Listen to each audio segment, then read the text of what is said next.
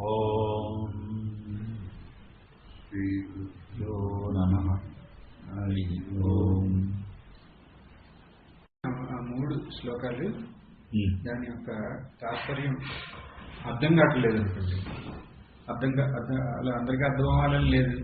మరి అలా అర్థం కాకపోతే వాట్ ఈజ్ నెక్స్ట్? వాళ్ళకి కూడా ఏదో మార్గం ఉండాలి కదా. మీరు నిన్న అన్నారే అట్ట కొంతమందికి అట్ట వేరే వాళ్ళు చెప్తే వాళ్ళకి వినబుద్ధి అవ్వదంటున్నారే, అంటే వాళ్ళ మీద విశ్వాసం ఉండదు. అట్లాంటి వాళ్ళకి మార్గం ఉండాలి కదా. ఇప్పుడు వేరే వాళ్ళ మీద వాళ్ళ సొంత అనుభవాన్ని మన గురించి మనం మాట్లాడినా మనం చెప్పినట్టు వాళ్ళు కూడా వాళ్ళ అనుభవాన్ని విచారణ చేయాలి. అప్పుడే అది వాళ్ళ అనుభవం అవుతుంది కదా, అసలైన అర్థం అవుతుంది. కానీ అలా చేయటానికి కూడా వాళ్ళు రెడీగా లేకపోతే అట్లాంటి వాళ్ళు కూడా ఉంటారు చాలా మంది. వాళ్ళకి కూడా ఒక మార్గం ఉండాలి కదా. అదేంటి ఆ మార్గం అనేది ఇప్పుడు నెక్స్ట్ స్టార్ట్ అవుతుంది. కానీ ఇప్పుడు మనం దాని ముందు ఇంకొకసారి ఈ మూడు చెప్పాం కదా. ఏంటి అంత మహత్తరమైన ఈ మూడిటితోనే ఇంకా స్వరూపం ఏంటి అనేది స్పష్టంగా మనకు తెలుస్తుంది. దాని తర్వాత కృతకృత్యతే ఇక అనుభవించేది, ఇక చేయడానికి ఏం లేదు. అంత మహత్తరమైన ఈ మూడు శ్లోకాలు అని అంటున్నాం మనం. మరి ఏంటి అంత మహత్తరం అనేది ఒకసారి చూద్దాం నేను టూకీగా. అంటే ఇప్పుడు నేను ఏంటంటే ఈ మూడు కరెక్ట్గా అర్థమైతే ఇక ఆధ్యాత్మిక సాధన అనేది లేదు ఇంకా. ఎందుకని మనం ఎందుకు అసలు ఈ మార్గంలోకి వచ్చాం అనేది ఫస్ట్ మనకు క్లియర్గా ఉండాలి కదా. మనం మహాత్ములను చూసాము, ఏదో ఒకటి చదివాము, ఎలాగోలా ఈ మార్గంలోకి వచ్చాం. ఫైనలీ మనకు ఫస్ట్ మనకు తెలుసో తెలియకుండా ఇది మన లక్ష్యం అని పెట్టుకుంటాం. తర్వాత మన గురువు మాటలని శాస్త్రం చూసి ఓ ఇది నా లక్ష్యం, ఇది అనుకున్నాం కానీ అది కాదు ఇది అని అనుకుంటాం. అలా మారుతా ఉంటుంది. ఫైనలీ క్లారిటీ వచ్చిన తర్వాత ఇది నా లక్ష్యం అంటాం. ఇప్పుడు ఎందుకనంటే అది ఇంపార్టెంట్. ఇప్పుడు ఎంతో మంది ఆధ్యాత్మిక దీని మీద సాధనలో ఉన్నారు, కానీ అందరికీ లక్ష్యం ఇది కాదు. అది విశిష్టాద్వైతం, ద్వైతం, అద్వైతం, ఈ మూడు మహా ఆచార్యులు మూడు మతాలు స్థాపించారు. వాళ్ళ ముగ్గురికి మీ లక్ష్యం ఏంటి అంటే వాళ్ళ ముగ్గురికి మోక్షం అనే డెఫినేషన్లే మూడు ఉన్నాయి. ఇప్పుడు అందుకని మనదేంటి డెఫినేషన్ అనేది మనకు ఉండాలి కదా. లేకపోతే మనం వెళ్తున్న ప్రయాణం చేస్తున్నాం కానీ మన డెస్టినేషన్ తెలవకుండా ప్రయాణం లాగా అవుతుంది. అది అందుకని first what is my destination అని. నేను గురుసేవ, ఓకే గురుసేవ నా డెస్టినేషన్. అక్కడ డెస్టినేషన్ ఏంటంటే చిత్తశుద్ధి. మరి చిత్తశుద్ధి పాయింటర్స్ ఏంటంటే ఈ సత్సంగీల మీద ఇంట్రెస్ట్. అది అంటే నేను చేసేదాన్ని చిత్తశుద్ధి అవుతానా లేదా అంటే మీటర్ ఏం లేదు కదా అక్కడ. ధర్మమీటర్ అదేంటి చిత్తశుద్ధి ఎంత అయిందని చూస్తానికి. చిత్తశుద్ధి ఏంటంటే ఈ సత్సంగీల మీద ఇంట్రెస్ట్ వస్తానంటే, అంటే సత్సంగం అంటే ఏంటంటే అంతర్ముఖమైన సత్సంగ్స్, ఆ స్వరూపం గురించి మనం డిస్కస్ చేసే సత్సంగ్స్ మీద ఇంట్రెస్ట్ వస్తుంది అంటే అది చిత్తశుద్ధి యొక్క లక్షణమే. అది చిత్త నైశ్చల్యం, ఏకాగ్రత ఉందా అంటే ఉపాసన బలం ఉంటే అప్పుడు చిత్తం ఏకాగ్రం అవుతుంది. అంటే సత్సంగంలోకి వెళ్ళి నిద్రపోతున్నాను, సత్సంగం మీద ఇంట్రెస్ట్ ఉంది బాగా, కానీ సత్సంగంలోకి వెళ్ళి నిద్రపోతున్నాను అంటే చిత్తశుద్ధి ఉంది కానీ చిత్త నైశ్చల్యం లేదు. ఇక్కడ చలనం ఉంది. ఆ చలనం దానికి చలనం లేని ఒక టాపిక్ గురించి డిస్కస్ చేస్తాంటే చలనంతో అలవాటైన మనస్సు వెంబడే నిద్రపోతుంది. అక్కడ నిద్రపోవట్లేదనుకోండి, వేరే ఆడి గురించి చింతిస్తూ ఉంటుంది ఆ టైంలో. అప్పుడు దాని అర్థం ఇక ఇది కాన్సన్ట్రేషన్ కూడా లేదు. అప్పుడు సత్సంగం ఉపయోగమే. అక్కడ సత్సంగం మీద కాన్సన్ట్రేట్ చేస్తే కాన్సన్ట్రేషన్ కూడా పెరుగుతుంది. కానీ ఆ రెండు నాకు ఉన్నాయంటే సత్సంగే ఉపాయం. మరి సత్సంగంతో ఏంటి అంటే సత్సంగంతో కృతకృత్యత, అంటే దానికి లక్ష్యం. చిత్తశుద్ధికి లక్ష్యం అయితే సాధన నిష్కామ సేవ, చిత్త నైశ్చల్యమైన మన లక్ష్యం అయితే మన సాధన ఉపాసన.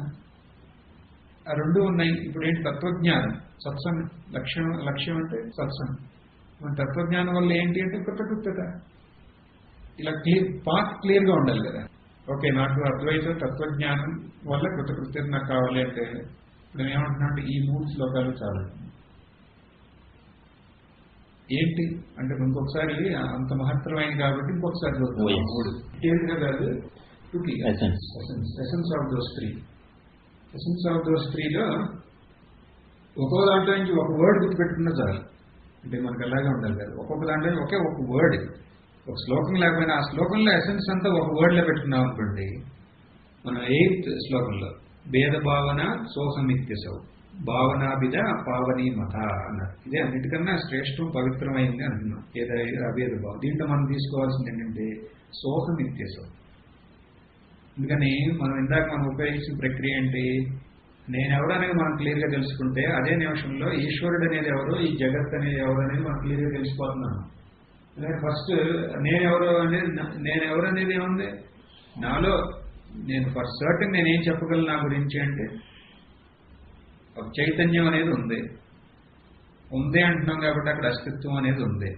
ఆ చైతన్యం అస్తిత్వం పరిమితి లేకుండా ఉంది అంటున్నాం. అంటే నేను చెప్పేది ఏంటి? నా స్వరూపం సచ్చిదానందం అంటున్నాను. అలా కాక సచ్చిదానందం అనే దీంట్లో ఊరినే ఒక ప్రతిఫలనం మాత్రం అది నేను అనే ఒక శరీరం, నేను అనే ఒక మనసు, అది కాకుండా అక్కడ ఇంక వేరే ఏమీ లేదంటున్నాం. అప్పుడు సచ్చిదానందం నా స్వరూపాన్ని గుర్తించామంటే దాన్నే అంటున్నాం సోహం అంటున్నాం. అహం అంటే ఏంటి? నేను ఇదని. సోహం అంటే నేను ఇది కాదు, నేను అదే అంటున్నాను. ఏంటి అది అంటే సచ్చిదానందం అని. అది నేనే అంటున్నాను. ఏంటి అది? సచ్చిదానందం. ఇది అంటే ఏంటి? ఇది నేను ఇది కాదు, నేను అది అంటున్నాను. అంతే కదా. అప్పుడు నేను సచ్చిదానందం గుర్తించాం. అది ఫస్ట్. ఈ శ్లోకంలో మనం తీసుకోవాల్సింది ఏంటంటే నేనెవరు అనేది. నేనెవరు నా అనుభవం నుంచి నేను విశ్లేషణ చేస్తే నాకు లభించిన జ్ఞానం ఏంటంటే నాలో ఆ ఎరుక ఉనికి అనేది అపరిమితంగా ఉన్నాయి. అది నాలో కూడా కాదు. నాలో అంటే మళ్ళీ నా శరీరంలో నా మనసులో అలా కూడా కాదు.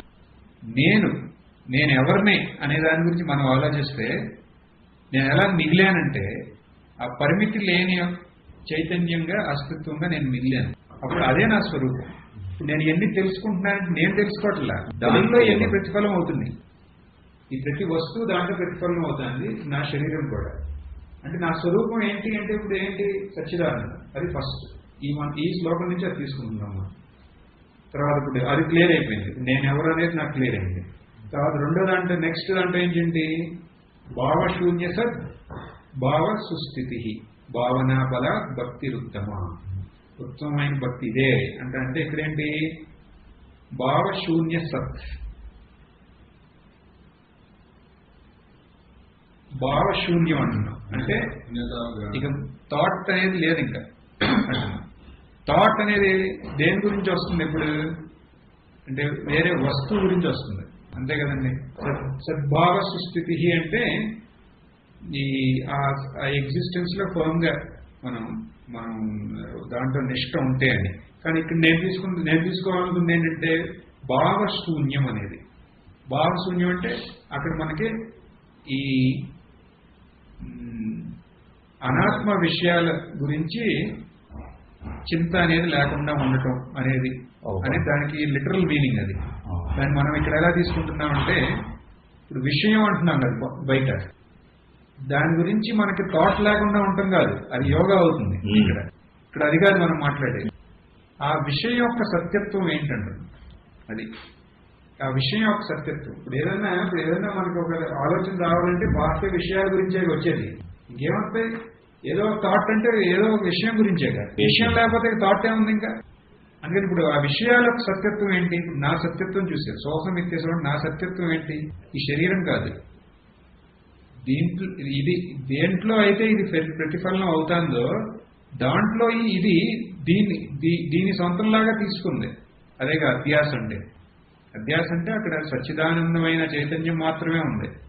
కానీ అక్కడ ఒకటి పుట్టింది. అక్కడ నేను అనేది అదేంటది? అది జడం. అది కానీ దీని సామీప్యంలో ఉండటం వల్ల దాని యొక్క చైతన్యం దీని మీద ప్రతిఫలించినప్పుడు ఇది నేనే చైతన్యం అంటుంది. ఇది దాని యొక్క అస్తిత్వం యొక్క సామీప్యం వల్ల నాకు అస్తిత్వం ఉందంటుంది. అయిపోయింది. ఇంకా ఇది ఆట ఆడుతూ ఉంటుంది. దాని యొక్క బలంతో ఇది ఉంది. దాని యొక్క బలంతోనే ఇది ప్రవర్తిస్తుంది. కానీ ఇదేమైంది? దాన్ని మూసేసి ఇది నేనే అంటుంది. ఇది కానీ ఇప్పుడు మనం ఆలోచించామనుకోండి, అక్కడ తెలుస్తుంది. అక్కడ ఇది అసలు ఏం లేదు. అసలు ఇది ఊరినే దాని ముందు ఊరినే ఒక ఇమేజ్. ఇది స్క్రీన్ ముందు ఒక ఇమేజ్ లాగా. దీనికి ఏం బలం ఉంది? అదే నేను అని నా గురించి నేను ఆలోచించి మనం అక్కడ ఒక కన్క్లూషన్కి వచ్చాం. తర్వాత నెక్స్ట్ ఇది భావశూన్యం అనేది ఇక్కడ తీసుకుంటే బయట ఆబ్జెక్ట్స్ అంటున్నాం. ఆ బయట ఆబ్జెక్ట్, బయట విషయాలను, ఆ విషయాల యొక్క సత్యత్వాన్ని మనం ఆలోచిస్తే అక్కడ మనకు మిగిలేదేంటి? ఇదే. అంటే ఇప్పుడు నా గురించి ఇక్కడ సోహమిత్యసోహని ఆలోచించినా ఇదే. ఆ వస్తువులు అంటున్నాం, ఓకే, ఆ వస్తువు ఏదన్నా వస్తువు గురించి మనకు ఇప్పుడు ఆలోచన వచ్చింది అంటే ఆ వస్తువు యొక్క సత్యత్వం ఏంటి? ఆ వస్తువు ఉన్నదే, ఆ వస్తువు తెలవబడుతుంది. ఆ తెలవబడుతున్న ఆ ఉన్నది అనే ఆ సచ్చిదానంద తత్వం కాకుండా దీనికి ఆ నెలకొల్పు అనేది ఉందా? దానికి ఒక అస్తిత్వం లేదు. ఆ విషయానికి ఆ సచ్చిదానందం అనే ఆధారం అనే ఒక అధిష్టానం, ఆధారం అనే స్వరూపం అనేది లేకుండా దీనికి ఒక ఉనికి లేదు. అప్పుడు ఇదేమవుతుంది? నిన్న మనం చూసాం కదా బోల్డ్ దృష్టాంతాలు, ఈ వాటర్ గురించి, మట్టి బొమ్మల గురించి అన్నిటికీ చూసాం. ఏది లేకుండా ఇది లేదో అన్నప్పుడు ఇదేమవుతుంది? ఆ స్వరూపం ఏదైతే దీని స్వరూపమో దాని స్వభావం ఇది ఇలా కనపడటం అంతే. దానికి మనం ఒక పేరు పెట్టి, తర్వాత ఆ పేరు పెట్టి ఎంతవరకు దానికి మనం సత్యత్వం ఇచ్చామంటే దాని యొక్క అధిష్టానం, దాని యొక్క స్వరూపాన్నే విస్మరించి ఇదే ఇంకా సత్యత్వం అనుకున్నాం. అనుకుని దీని గురించి మనకు ఒక థాట్ వస్తుంది, ఒక ఆలోచన వస్తుంది, ఒక భావం వస్తుంది అని అంటున్నాం. ఇందాక నిన్న డిస్కషన్ లో స్వాములన్నీ కూడా అదే కదా, వాళ్ళు వికారాలు వస్తాయి కానీ ఇది చిత్తశుద్ధి లేదు ఇవన్నీ అంటే దాని అర్థం ఏంటి? అనాత్మకే ఆత్మ స్టేటస్ ఇస్తున్నాం మనం, ఇచ్చి మళ్ళీ బాధపడుతున్నాం.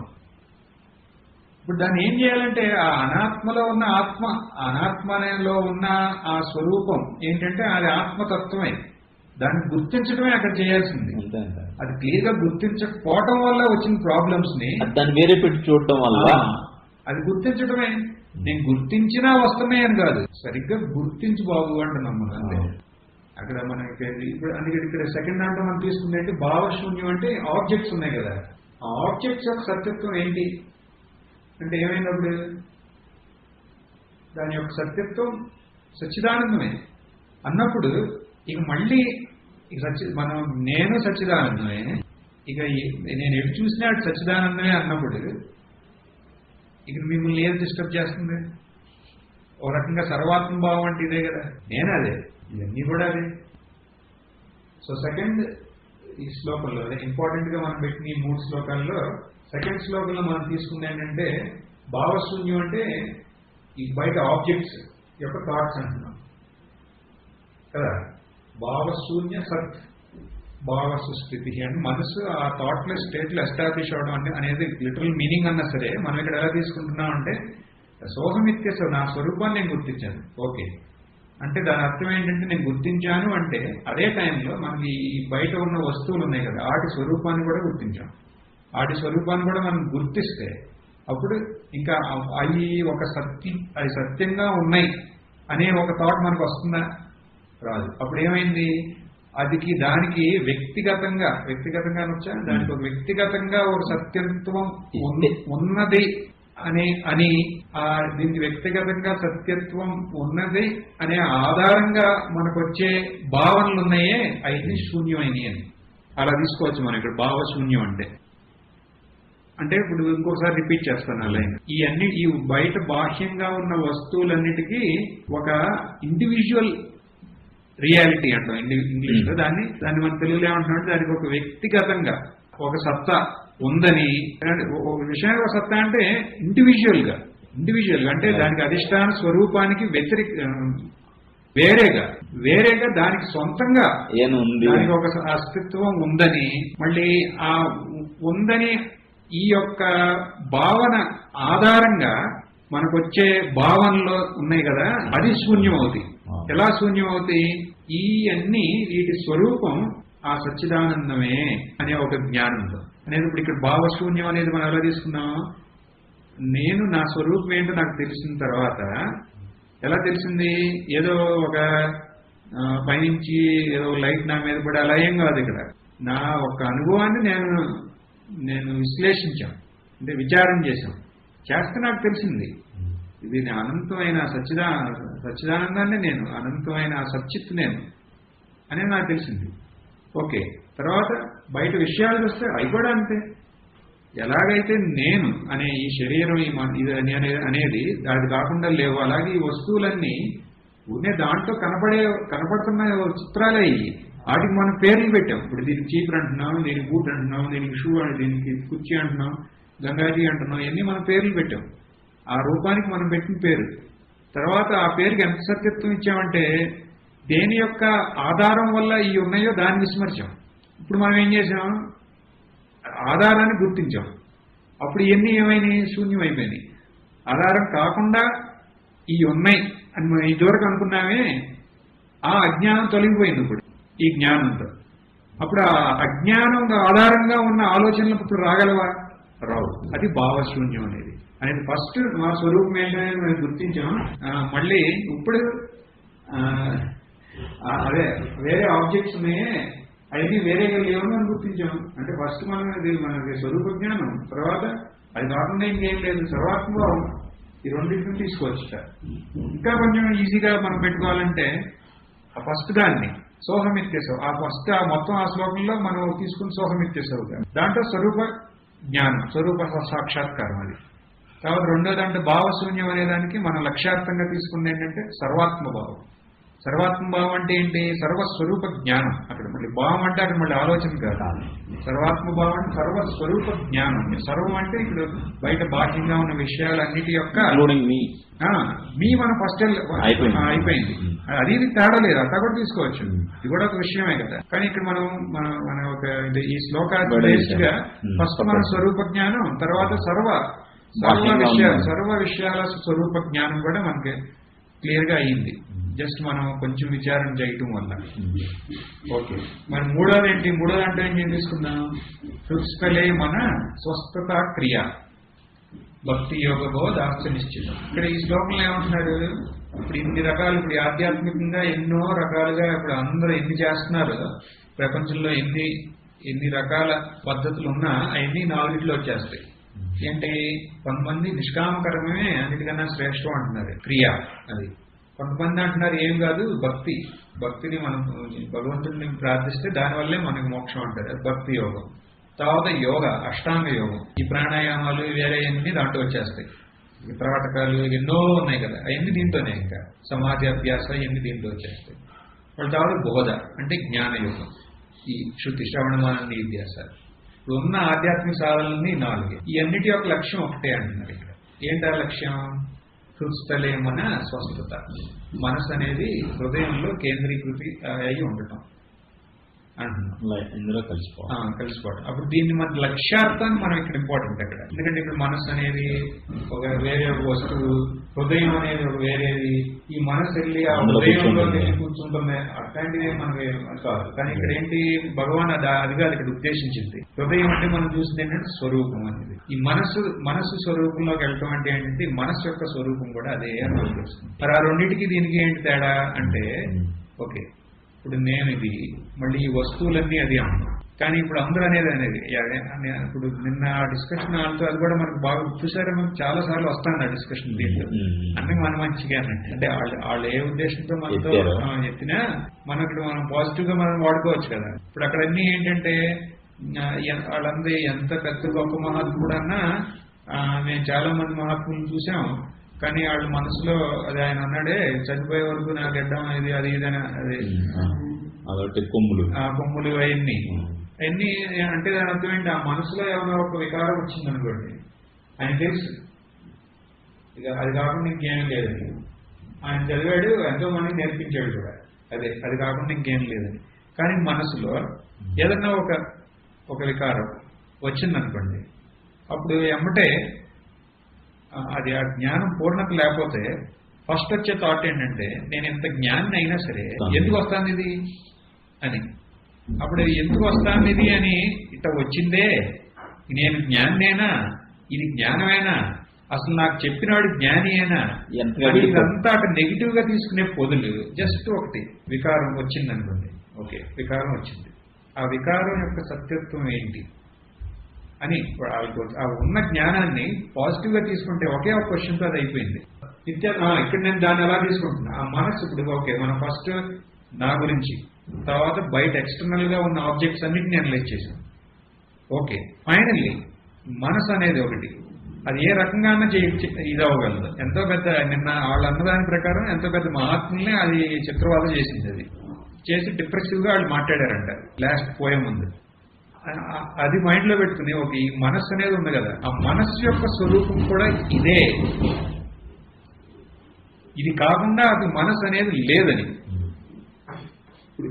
ఒకసారి ఇది గుర్తిస్తే ఇది కాకుండా వేరే ఏమీ లేదు. అది చాలా ముఖ్యమైన పాయింట్. అది ఇప్పుడు నేనున్నాను, అజ్ఞానిగా ఉన్నప్పుడు నేనున్నాను, నా గురువు ఉంది, ఈ ప్రపంచం ఉంది, నా మనస్సు ఉంది, మనసులో వికారాలన్నీ ఉన్నాయి. ఒక్కసారి నా స్వరూపం ఏంటో నేను గుర్తించాను. అప్పుడు ఈ బయట ఉన్న విషయాలన్నీ ఏమైనాయి, అది ఆ స్వరూపం కాకుండా వేరే కాదైంది. మనసు ఏమైంది, మనసు కూడా ఇది కాకుండా వేరే ఏం లేదు. అప్పుడు అసలు ఇవన్నీ లేవు, ఇంకా ఉన్నది అదే. ఎప్పుడైతే ఇప్పుడు జలం ఉందనుకోండి, జలంలో బోల్డ్ వేవ్స్ ఉన్నాయి, బోల్డ్ వేవ్స్. ఒక వేవ్ మీరు, ఒక వేవ్ నేను, ఒక వేవ్, ఇంకా వేవ్స్ అన్ని ప్రపంచంలో ఉన్న విషయాలన్నీ వేవ్స్, చిన్న చిన్న చిన్న ఏంటి ఈలాగా. మళ్ళీ బోర్డు బుడగల్లాగా వచ్చింది, అవన్నీ మనసులో ఉన్న థాట్స్ అవన్నీ. ఎప్పుడైతే నేను నా స్వరూపం జలవని నేను గుర్తించాను, అనుభవం ద్వారా అంటే ఇక్కడ ఏదో కూర్చుని భయించి తలపోయి పగిలిపోయే అనుభవాలు కాదు. ఇక్కడ జస్ట్ ఇప్పుడు నేను అన్ని చెప్తాను, కానీ నా అనుభవం ఏంటి అంతే. నేనున్నాను, నాకు తెలుస్తుంది. తర్వాత నేను ఆ తెలవబడుతున్న ఉన్న అనంతమైన ఆ శక్తిలో నేను అనేది ఉన్నే ఒక వేవ్ లాగా ఒకటి అనే ఒక అనుభవం మనకు వచ్చినప్పుడు, అదే లాజిక్, అదే విచారణతో వేరే వేవ్స్, ఈ ప్రపంచ విషయాలనే వేవ్స్ అన్నీ ఏంటి, జలం. మళ్ళీ ఈ బుడగలనే ఈ మనసులో ఈ వికారాలన్నీ ఏంటి, జలం. అప్పుడు ఇంక జలం కాకుండా ఇంకేమైనా మిగిలిందా? వాళ్ళ వాసనలు సపోజ్ ఏదో తప్పుడు పని చేస్తున్నారు అనుకోండి, జ్ఞాని ఇలా చేస్తాడా అని కంపారిజన్ వస్తుంది.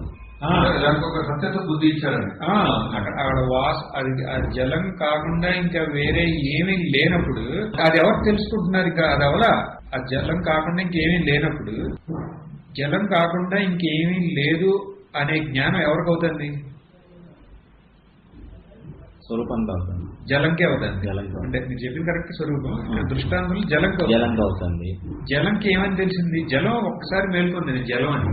అలా అయినా బుడగైనా ఏదైనా మంచి అయినా అప్పుడు ఇంకా జలంకే ఎటు చూసినా ఏం కనపడుతుంది? జలమే కనపడుతుంది. అంతేనా? అది ఇప్పుడు దృష్టాంతంలో తీసుకున్నాం అనుకోండి, ఇది నా స్వరూపం ఇది.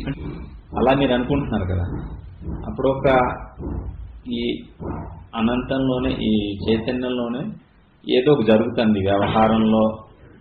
ఏదైతే మనసులో వచ్చిన వికారాల ద్వారా ఏదో తప్పు చేశాడు అనుకోండి, చైతన్యంలోనే తప్పు జరుగుతుందా అని అడుగుతుంది. అందుకనే నాకు కంప్లీట్ చేయనివ్వండి. తర్వాత మళ్ళీ మీకే తెలుస్తుంది ఈ క్వశ్చన్ అసలు ఉండదని. ఆ దృష్టాంతాన్ని ద్రాష్టాంతంగా పెట్టుకున్నప్పుడు ఇక్కడ నేనెట్ట ఉన్నాను, ఇవన్నీ ఉన్నాయి ఇలా అనుకున్నాను. ఇప్పుడు నా స్వరూపం తెలిసిందంటే అర్థం ఏంటంటే, ఆ స్వరూపం ఒకసారి జాగృత అయింది, తెలియదు నేను ఇది సచ్చిదానందం అనేది సచ్చిదానందాన్ని అవ్వగానే తర్వాత సచ్చిదానందానికి ఎటు చూసిన సచ్చిదానందమే. అంత మొత్తం సచ్చిదానందం కాకుండా అసలు కనపడదు. ఇక్కడ ఒక ముఖ్యమైన పాయింట్ ఒకటి ఉంది, నేను చెప్తాను. అది ఒకసారి చెప్తే అది అర్థమైతే ఇది ఇంక ఈజీగా అర్థమవుతుంది. అదేంటంటే అనంతత, పరిచ్ఛిన్నత రెండు ఉన్నాయి. అనంతత అనేది స్వరూపం, పరిచ్ఛిన్నత అనేది ఈ మనస్సు. ఇవన్నీ మనస్సును పెట్టుకుంటూ నేనంటే మనస్సే కదా మనం అనేది. ఇది పరిచ్ఛిన్నం, అది మనం ఒప్పుకుంటున్నాం కదా, దీంట్లో ఏం లేదు. సత్యం అనంతం, అది కూడా ఒప్పుకుంటున్నాం కదా. ఇప్పుడు ఈ పరిమితమైన అంతం, పరిమితం అని పెట్టుకుందాం మనసు. ఈ పరిమితం దానికి అనంతం అనే జ్ఞానం అవుతుందా? పరిమితమైన దానికి అనంతమైన జ్ఞానం అవుతుందా? అవదు కదా. కదా, ఇంపాసిబుల్. ఇది పరిమితం, నేను పరిమితం అనుకున్నంత వరకు అనంతం అనేది ఇది ఎలా అర్థమవుతుంది? అర్థం కాదు. అదొకటి. ఈ అనంతానికి పరిమితం అనేది కనపడుతుందా? అది రెండు ఎప్పుడు మీట్ అవ్వవు. ఈ అనంతం అనేది పరిమితి అనేది కనపడింది అనుకోండి, దాని అర్థం ఏంటి? ఈ అనంతంలో ఒక పరిమితి ఉంది కదా, దాని అనంతం అనలేం కదా. ఈ రెండు రూల్స్ మనం మర్చిపోకూడదు. అంటే అనంతం ఈ పరిమితిని ఎప్రిషియేట్ చేయదు, చేస్తే అది అనంతం కాదు. ఈ పరిమితి అనేది అనంతాన్ని ఎప్రిషియేట్ చేయదు, చేస్తే అది పరిమితికి అవ్వదు. కాదు. కాదు. మరి అప్పుడు ఏంటి అసలు ఈ జ్ఞానం అనేది ఎవరికి అవుతుంది? అసలు ఏంటి లాజిక్ అంత? దీని వెనకాల ఉన్న లాజిక్ ఏంటి అంటే, ఈ పరిమితి అనేది ఒక ఇల్యూషన్. అది అసలు అది ఎప్పుడూ లేదు. ఇల్యూషన్ ఏమంటే ఒక భ్రాంతి. అది అనంతం అనేది సత్యం, అది ఎప్పుడూ ఉంది. ఇప్పుడు అయింది ఏంటంటే ఈ అధ్యాస దీనివల్ల ఈ పరిమితి అనేది సత్యంగా ఉంది. ఈ జ్ఞానం వల్ల మనకు తెలిసేది ఏంటంటే ఈ పరిమితి అనేది అసలు ఎప్పుడూ లేదు. అది ఊరినే ఒక కనపడుతున్న ఒక ఈ మరీచికలాగా ఒక ఆభాసం మాత్రమే. అది ఉన్నది ఎప్పుడు ఈ అనంతమే అనే జ్ఞానం అప్పుడు ఎవరికి అవుతుంది? అనంతానికి తెలుస్తుంది నేను ఎప్పుడు అనంతమే అని. అది ఎటు చూసినా అప్పుడు ఏం మిగిలింది? అనంతమే మిగిలింది. అది ఇప్పుడు ఇక్కడ జ్ఞానం అనేది అయితే అంటే స్పష్టంగా అప్పుడు ఎవరికి అవుతాను? ఈ అనంతం అని తెలుసుకున్న తర్వాత ఇంకా అది ఎటు చూసినా అనంతమే. దానికి ఈ వికారం అనేది కనపడుతుందా చెప్పండి. అసలు వికారం కనపడతామంటే దాని అర్థం ఏంటి? ఈ పరిమితి యొక్క మనసుకు కనపడుతుంది వికారం. ఎందుకు కనపడుతుంది? జ్ఞానం లేకపోవడం వల్ల. జ్ఞానం అంటే ఈ పరిమితి యొక్క మిథ్యాత్వం అనుభవంలోకి వస్తుంది. పరిమితి యొక్క మిథ్యాత్వం అనుభవంలోకి వచ్చిందంటే దాని అర్థం ఏంటి?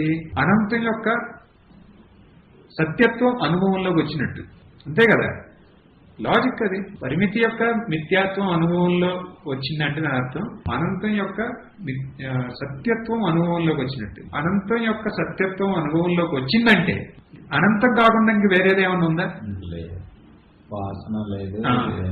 అప్పుడు జ్ఞానికి అజ్ఞాని అనేవాడు ఉన్నాడా? లేదు. ఇక ఎటు చూసినా అదే కదా. అది ఫస్ట్ అది అప్పుడు వాళ్ళ క్వశ్చన్స్ ఏమన్నా మిగులుతాయా? అన్నీ మిగులుతాయి. అంటే అప్పుడు ఆ క్వశ్చన్స్ వచ్చినాయంటే దానికి కారణం ఏంటి? అది అర్థం లేదు.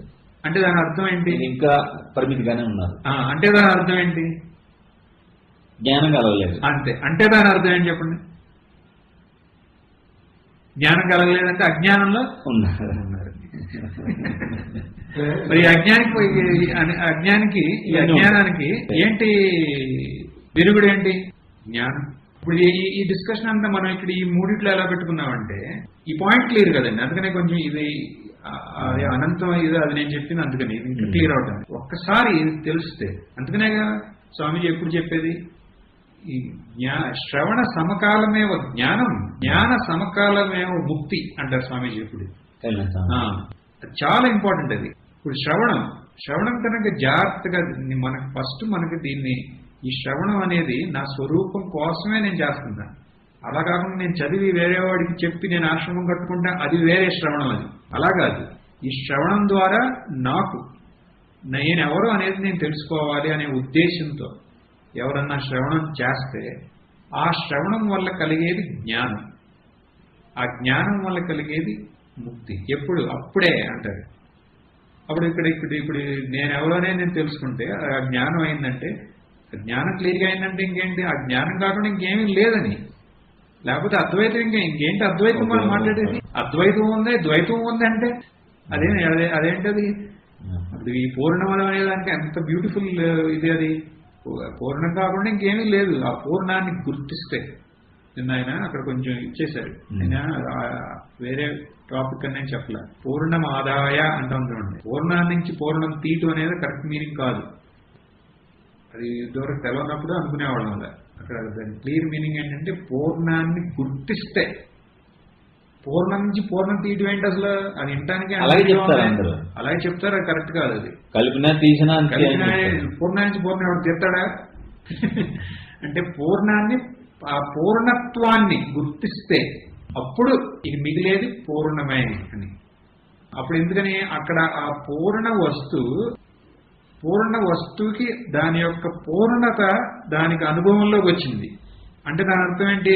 ఆ పూర్ణత్వాన్ని అది గ్రహించింది. అప్పుడు ఇంకా మిగిలేది ఏంటంటే పూర్ణమే. పూర్ణం కాకుండా ఇంకేమీ లేదు. ఇక ఈ పూర్ణత్వం గ్రహించినాడు ఎటు చూసినా అంత పూర్ణత్వం కాకుండా ఇంకా లేదు. చాయిస్ లేదు ఇంకా. మరి అలాంటప్పుడు జ్ఞానికి ఇట్లాంటి హెచ్చుతగ్గులు ఏం కనపడుతున్నాయి. అది దాని యొక్క జస్ట్ ఎక్స్పీరియన్స్. అది అన్ని వీళ్ళు ఎక్స్పీరియన్స్ పట్టుకుంటారు. ఎక్స్పీరియన్స్ సత్యం అనుకుంటున్నారు. ఎక్స్పీరియన్స్ కి ఎక్స్పీరియన్స్ సత్యం అన్రియల్ రియల్ కి ఎంత తేడా ఉంది. అది ఇప్పుడు వాటర్ ఎక్స్పీరియన్స్ ఎప్పుడు ఉంటాయి కదా. ఉంటాయంటే దీని ఆ జ్ఞాన దృష్టిలో ఎలా ఉంటుంది ఆ అపియరెన్స్ దానిలాగానే ఉంటుంది కదా. అందుకనే ఎగ్జాంపుల్ తీసుకోండి, వాటర్ నీరు చేరటం, ఆ ముందు ఆ వేవ్ బోల్డ్ కామెంటరీ ఇస్తుంది ఆ వేవ్, తర్వాత ఈ వేవ్ వెళ్ళి ఆ వాటర్ చెప్తుంది చూడు ఆ వేవ్ నన్ను కొట్టాడు తిట్టాడని. ఆ వాటర్ ఏమంటుంది, సర్లేవయ్యా మీ అందరూ ఎవరు అసలు వేవ్ ఎక్స్పీరియన్స్ మీరు అందరూ అంటుంది. అదా అంటే ఇది ఇది ఇది కనుక అర్థమైతే మనకు చూడండి ఎంత ఎంత కృతకృత్యత అంటే ఇది చేయటానికి ఏమన్నా ఉందా, ఇంకేం చేస్తారు, ఉన్న ఏదైతే ఉందో అది అలా కనపడుతుంది. అప్పుడు చేయటానికి ఇంకా ఏమీ లేదని దాని అర్థం ఏంటి, ఇనిషియేటివ్ లేదు. ఇప్పుడు మనం అంటున్నాడు కదా, ఇప్పుడు ఇక్కడికి వచ్చి ఇట్లా ఉండటం కన్నా అక్కడికి వెళ్ళి అది చేయొచ్చు అని, అది నువ్వు చేయొచ్చు. నేను చేయాలంటే నాకు ఇనిషియేటివ్ ఉండాలి కదా, నేను ఎందుకు చేయాలి, అది నాకేంటి ఇన్స్పిరేషన్ చేయడానికి. ఇప్పుడు నా స్వరూపమేంటి నాకు తెలిసింది, ఇక అది కాకుండా ఇంకేమీ లేదు ఏంటి. కానీ ఎప్పుడన్నా ఏమైనా చేయాలో చేస్తాం అయిపోయింది అంతే. అదే అంటే ఇప్పుడు పౌర్ణత్వంగా అది కూడా అదే, అక్కడ చెయ్యాలని రూల్ ఏం లేదు, అక్కడ చెయ్యాలని రూలు చేయట్లేదని బాధ అట్లాంటివి ఏం లేవు. ఎందుకంటే అది కాకుండా ఇంకేమీ లేనప్పుడు ఇక్కడ ఇండివిజువల్ అనేవాడు లేడు. ఇండివిజువల్ లేడంటే దాని అర్థం ఏంటి, ఇక మిగిలింది ఏంటంటే అపూర్ణ సత్, అపూర్ణంగా ఉన్న ఆ సత్తు మాత్రమే మిగిలింది. ఇంకా ఇక అప్పుడు చెయ్యాలి చెయ్యకూడదు అట్లా అసలు ఏమీ లేవు. ఇంకా చేయటానికి ఇప్పుడు నేను పూర్ణం అదొకటి, ఇండివిజువాలిటీ లేదు అక్కడ, వేరే ఇండివిజువాలిటీ లేదని దాని అర్థం ఏంటి, అసలు ఇంకెక్కడా ఏమీ లేదు. ఇప్పుడు అది కాకుండా దాన్ని ఏమంటారు, ఇలా ఇలా అవుతుంది, ఏది అది అదే ఇది అది కాకుండా ఇది లేదు, అదే అదే ఇలా అవుతుంది, అది ఇలా కనపడుతుంది, ఇలా కనపడుతుంది. రేపొద్దున ఆశ్రమంలో కనపడవచ్చు, అది ఒప్పుకుండా కనపడకపోవచ్చు. మీ బ్రదర్స్ మీరు చెప్తున్నప్పుడు కూడా మీకు ఏమీ వ్యక్తిత్వం ఉండదు. ఇక్కడ మనం ఏదో మజులు పట్టుకుని లేకుండా చేయటం కాదు, ఛాన్స్ లేదు ఇంకా. అదే ఇప్పుడు నిన్న స్వప్నంలో నేనంతా ఇదంతా చెప్తున్నాను, రాత్రి స్వప్నంలో నేను ఇవన్నీ వదిలేసేసి వెళ్ళి ఎక్కడో హాస్పిటల్లో పనిచేస్తున్నాను అనుకోండి, అది అప్పుడు అలా కనపడుతుంది. తర్వాత మళ్ళీ పొద్దున్న లేచాను, నేను గంగాజీ పక్కన కూర్చున్నాను, అది అలా కనపడుతుంది. నేనేం చేయండి, ఇప్పుడు ఈ కనపడేదానికి నేనేం చేయను, అది ఎలా కావాలో అలా కనపడుతుంది. అట్లా ఏం కనపడినా ఇంకోటి ఇక్కడ ఇలా ఇప్పుడు ఒక్కొక్క యాక్టివిటీలో ఇలా అవుతాంది అలా అవుతాందని ఉంది, ఇక్కడ ఏదో అవుతాందని కూడా కాదు, ఇక్కడ జస్ట్ మాట్లాడుకోవడం అంతే. ఏదో అవుతా అప్పుడు అది అలా కనపడుతుంది, అది అలా కనపడుతుంది. ఏదైతే ఉందో దానికే ఇలా. కానీ ఆ ప్రతి దాంట్లోనూ అది కాకుండా ఇంకోటి లేదు అక్కడ, అక్కడ ఉన్న ప్రతి ఈవెంట్ లో అది కాకుండా ఇంకోటి లేదు. ఇప్పుడు ఎవరిన వచ్చి మనం విమర్శించిన ఆ సత్యత్వం ఆ సత్యత్వం అలా కనపడుతుంది, అంటే ఆ సత్యత్వం అలా కనపడుతుందని, ఆ సత్యత్వానికి అది కాకుండా ఇంకేమీ లేదని, అది ఇంపార్టెంట్ అక్కడ. ఆ సత్యత్వానికి ఆ సత్యత్వం కాకుండా ఇంకా వేరే ఏమీ లేదు, సత్యత్వంగానే ఉంది. తర్వాత వస్తుంది దీంట్లోనే ఇంకొక శ్లోకం అక్కడ వస్తుంది, ఇది గుర్తించినాడికి ఏంటి కర్మ అని, చేయటానికి ఏముందని వస్తుంది దీంట్లో శ్లోకం. తర్వాత ఎక్కడో అది ఇప్పుడు మీరు దాన్ని నెగిటివ్ చేసినా మీరు వ్యక్తిత్వం తోటి నెగిటివ్ చేస్తా, మీరు పాజిటివ్ చేసినా ఆ రెండు లేవు మీ దగ్గర. అవును, అందుకనే అంటుంది శృతి కూడా సాహసించదంట, ఇది తెలుసుకున్నాడికి ఇలా చెయ్యాలని చెప్పదు శృతి, చెప్పడం కాదు, అంత సాహసం చేయదంట. సాహసం అంటే it won't dare to tell ఏ జ్ఞాని do this or don't do this అంట. శాసనం చేయదు, ఎందుకని శృతి జ్ఞానికి ఎప్పుడు విరోధం కాదు. శృతి అనేది ఏంటి, జ్ఞాని యొక్క అనుభవం. జ్ఞాని దగ్గరికి వచ్చేపాటికి శృతి సైలెంట్ అవుతుంది. ఆ జ్ఞాని ఆ ముందు పూర్వ అభ్యాసం వల్ల ఏమవుతుందో అది అవుతా ఉంటుంది, కానీ ఆ జ్ఞానికి దాంట్లో ద్వైతం కనపడతల, అక్కడ కనపడే ఒట్టి అద్వైతమే అక్కడ. మరి అటువంటిప్పుడు ఏం జరగాలి అంటే ఒక్కొక్క జ్ఞాని ఆ పూర్వ ఆ జ్ఞానం ముందు ఎలా ఆ శరీరం ముందు తీసుకొచ్చారో అది అలా దాన్ని ముందు తీసుకెళ్తా ఉంటుంది. కానీ ఆ జ్ఞాని దృష్టిలో అక్కడ ఏదో అవుతాందని ఏం కాదు. ఇప్పుడు తొక్కు వదిలేసి సైకిల్ తొక్కడం ఆపేసిన తర్వాత మూమెంట్ ఎంత ఉందో వెళ్ళి పడుతుంది. అది ఎలా తొక్కాడు అనేది వేరే ఒక్కొక్కడు టైప్. అది ఒకడు వంకరగా తొక్కాయంటే అది వంకరగానే వెళ్తుంది. దానికి జ్ఞానికి ఏమీ లేదు, ఇంకా అయిపోయింది. అది ఏమైనా బ్లండర్ అయినా కానీ ఉండదు అంటారు కొంతమంది. అది కట్ చేసిన గాలిపటం లాగా, అది గాలి వల్ల కొంచెం ఇంకా పైకి వెళ్ళొచ్చు. దాని అర్థమేం కాదు వాడికి ఎవడో అట్లా అవుతున్నాడని కాదు, అది అటు పైకి వెళ్ళొచ్చు, కానీ అది ఎమ్మటి కింద పడిపోవచ్చు. అలా పైకి కిందకే కాకుండా అటు పక్కెంబడి వెళ్తా కూడా ఉండొచ్చు. ఇది ఇక్కడ ఏం జరిగినా అతను he is only appreciating that infinity everywhere. అది కాకుండా ఎందుకంటే దట్ ఈస్ ద ట్రూ. ఇప్పుడు ఎలాగంటే కొంతమంది స్వప్నంలో ఉన్నారు, వాడు లేచాడు. ఈ లేచినాడికి స్వప్నంలో ఉన్నాడికి మనం ఏమన్నా కంపేర్ చేయగలమా? వాడి స్వరూపం అనే దాంట్లో లేచిపోయాడు. ఎస్, ఇప్పుడు లేచిపోయిన తర్వాత ఎలా ఉంటుంది అంటే ఇక అది కాకుండా ఇంకేం లేదు, అది ఆయన అనుభవం. అది ఇప్పుడు వీడి ప్రాబ్లం ఏంటంటే వీళ్ళు లెగవాలంతే. వీళ్ళు లెగవకుండా ఈయన ఎవడో అర్థం కాడు. ఈయన లెగవకుండా ఎన్ని క్వశ్చన్లు అడిగినా ఎంత మనం చేసినా దానికి ఆన్సర్ లేదు. Only thing is you have to wake up. ఇక్కడ మనం ఈ మూడింటి వల్ల మనకు తెలిసింది ఏంటంటే, జస్ట్ టు సమరైజ్, ఫస్ట్ దాంట్లో మనం తీసుకునే సోహం, నేను ఎవరనేది తెలిసింది. తర్వాత ఈ మనసు అనే వేరే థాట్స్ లేవనే దాని అర్థం ఏంటంటే ఆబ్జెక్ట్స్, కనపడే విషయాలనే అది కాకుండా ఇక వేరే లేదని. మూడోది మనం ఏం తీసుకున్నాం, ఆ హృదయంలో ఈ మనసు ఎస్టాబ్లిష్ అవ్వాలి అంటే దాని అర్థం ఏంటి, ఆ మనసు అనేది కూడా అది కాకుండా ఇక వేరే లేదని. ఎలా ఇదంతా అయింది, నేను అదే, ఈ విషయాలు అన్ని అయ్యే, నా మనసు కూడా అదే అని ఎట్లా అంటున్నాం. దానికి మనం చెప్పింది ఏంటి, ఒక్కసారి నేను ఈ అనంతత్వాన్ని గుర్తిస్తాంది. అప్పుడు ఇంకా ఆ అనంతత్వం కాకుండా ఇంక వేరే ఏమీ లేదు. అనంతత్వానికి అంతం అనేది ఎప్పుడు కనపడదు. ఎలాగైతే ఈ జలానికి ఆ జలం కాకుండా ఇంక వేరే వస్తువే లేదో, కానీ ఈ అలలో ఈ బుడగలో ఇవన్నీ ఉండే పేర్లు మాత్రమే అయ్యి, కానీ ఆ జలాన్ని జలం కాకుండా ఏమి. అలాగే ఒకసారి నేను నా స్వరూపాన్ని సచ్చిదానందంగా నేను గుర్తించానంటే ఆ సచ్చిదానందం కాకుండా ఎప్పుడు ఏమీ లేవు. ఇది ఈ జ్ఞానం కనుక క్లియర్ గా అయితే ఇక్కడతో మనం ఆపేవచ్చు సత్సంగం. కానీ ఇప్పుడు కొంతమందికి ఇది అర్థం కావట్లా. ఇది ఇనే యొక్క మనస్సు కూడా వాళ్ళకి సమ్మతంగా లేదు. లేనప్పుడు వాళ్ళకి ఏం చేయాలి అనేది తర్వాత చెప్తాం. తర్వాత మనకి నెక్స్ట్ శ్లోకం అది. పూర్ణమదః పూర్ణమిదం పూర్ణాత్ పూర్ణముదచ్యతే పూర్ణస్య పూర్ణమాదాయ పూర్ణమేవావశిష్యతే. ఓం శాంతి శాంతి శాంతి. ఓం శ్రీ గురుభ్యో నమః. హరి ఓం.